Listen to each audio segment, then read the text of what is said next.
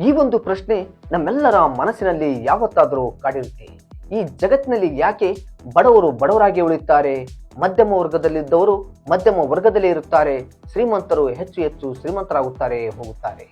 ಮೊದಲಿಗೆ ಬಡವರು ಯಾಕೆ ಆಗ್ತಾರೆ ಅಂದ್ರೆ, ಇವರು ವಿದ್ಯಾಭ್ಯಾಸವನ್ನ ಅರ್ಧದಲ್ಲೇ ಬಿಡುತ್ತಾರೆ, ಚಿಕ್ಕ ವಯಸ್ಸಿನಲ್ಲಿ ಕೂಲಿ ಕೆಲಸಕ್ಕೆ ಹೋಗುತ್ತಾರೆ, ಇವರಿಗೆ ಬಂದ ಹಣದಿಂದ ದುಶ್ಚಟಗಳಿಗೆ ಬಲಿಯಾಗುತ್ತಾರೆ, ಪ್ರತಿದಿನ ದುಡಿದ ಹಣವನ್ನ ಅವರು ಅಂದೇ ಖರ್ಚು ಮಾಡುತ್ತಾರೆ. ಇವರಿಗೆ ಯಾವುದೇ ಒಂದು ಗುರಿ ಇಲ್ಲದರಿಂದ ಇವರು ಬಡವರಾಗಿ ಉಳಿತಾರೆ. ಇನ್ನು ಮಧ್ಯಮ ವರ್ಗದವರು, ಇವರಿಗೆ ಒಂದು ಗುರಿ ಇರುತ್ತೆ, ನಾನು ಉದ್ಯೋಗವನ್ನು ಪಡಿಬೇಕು ಅಂತ.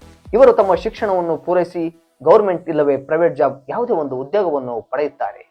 ಆದರೆ ಇವರು ಮಾಡೋ ತಪ್ಪು ಏನಂದ್ರೆ, ಇವರಿಗೆ ಶ್ರೀಮಂತರಾಗಬೇಕನ್ನೋ ಆಸೆ, ಆದರೆ ಶ್ರೀಮಂತರ ಮೈಂಡ್ ಸೆಟ್ ಅನ್ನ ಬೆಳೆಸಿಕೊಳ್ಳಲ್ಲ. ಇವರು EMI ನಲ್ಲಿ ಕಾರ್ ತೆಗೆದುಕೊಳ್ತಾರೆ, ಸಾಲ ಮಾಡಿ ಮನೆಯನ್ನು ಕಟ್ಟಿಸುತ್ತಾರೆ.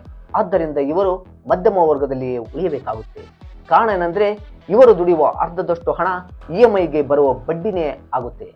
ಆದ್ದರಿಂದ ಇವರು ಜೀವನದಲ್ಲಿ ಶ್ರೀಮಂತರಾಗಲು ಸಾಧ್ಯವಿಲ್ಲ. ಇನ್ನು ಮೂರನೆಯದು ಶ್ರೀಮಂತರು. ಇವರು ಹುಟ್ಟುತ್ತಲೇ ಶ್ರೀಮಂತರಿರುವುದಿಲ್ಲ. ಇವರು ಕೂಡ ಮೊದಲು ಉದ್ಯೋಗವನ್ನು ಪಡೆಯುತ್ತಾರೆ. ಇವರು ದುಡಿದ ಹಣವನ್ನ ಸಂಗ್ರಹಿಸುತ್ತಾರೆ. ಆ ಸಂಗ್ರಹಿಸಿದ ಹಣವನ್ನ ಅವರು ಇನ್ವೆಸ್ಟ್ ಮಾಡುತ್ತಾರೆ. ಅದರಿಂದ ಬರುವ ಹಣವನ್ನು ಮತ್ತೆ ಇನ್ವೆಸ್ಟ್ ಮಾಡುತ್ತಾರೆ.